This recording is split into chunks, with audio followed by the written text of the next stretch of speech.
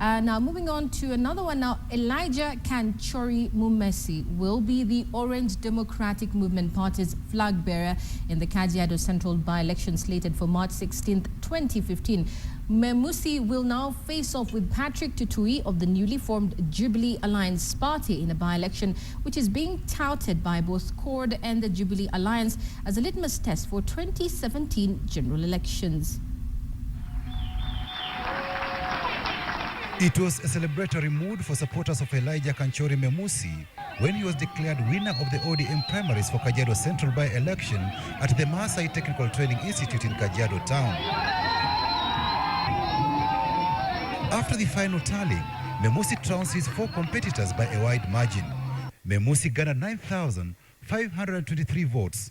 His closest challenger, Olorasha Paita, got a paltry 1,497 votes. Simon Peter Olenkeri scored 566 votes, Paul Kaika 367 votes, with Dr. Naomi Kipuri coming at the tail end with 288 votes. Only 12,241 votes were cast during the ODM primaries. The constituency has almost 40,000 registered voters.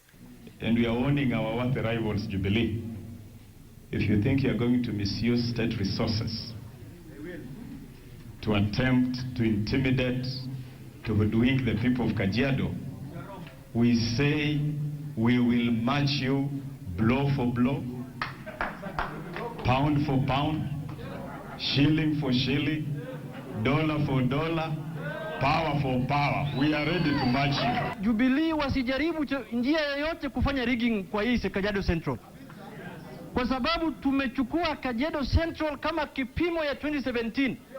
Tunataka kuonyesha Jubilee ya kwamba serikali ya 2017 itakuwa serikali ya ODM na CORD. 4 other aspirants who participated in the polls, plus their agents, never appeared at the tallying center. On Wednesday afternoon, when the polling was still ongoing, Simon Olenkeri, Olorasha Paita and Paul Kaika had threatened to pull out of the exercise, claiming the nominations had been flawed.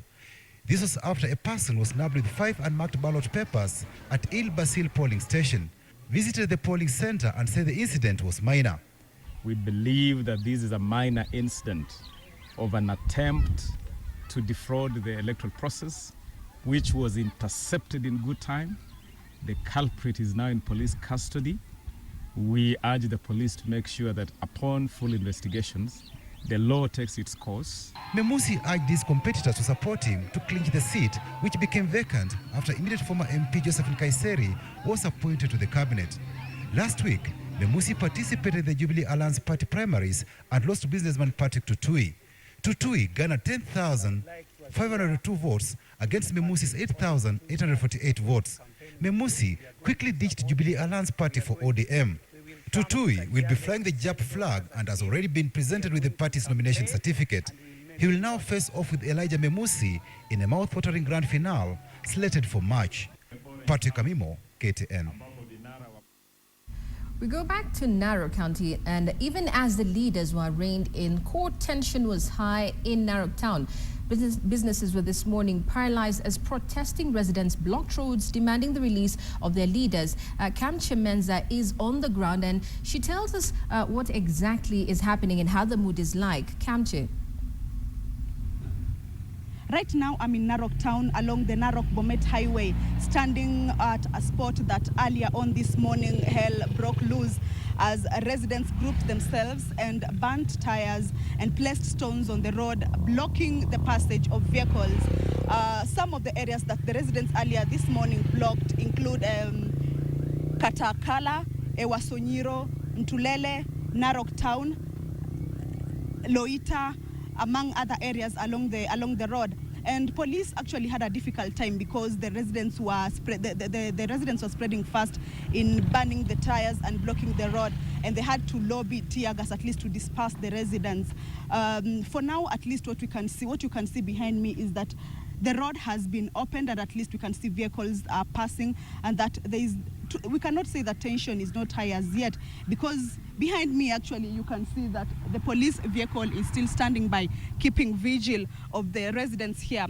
Residents so far have said that they are carrying on with their peaceful demonstration. They will not throw stones at anyone, but what they will do is that the demonstration will continue until their leaders are released. So far, 2 people have been confirmed to have sustained serious injuries as they were participating in the protest along the highway and are currently receiving treatment at Ololulunga District Hospital. That's it for now from here, Narok County, and we'll continue giving you the details of the situation here. My name is Kamchemenza, back to you in the studio, Nairobi.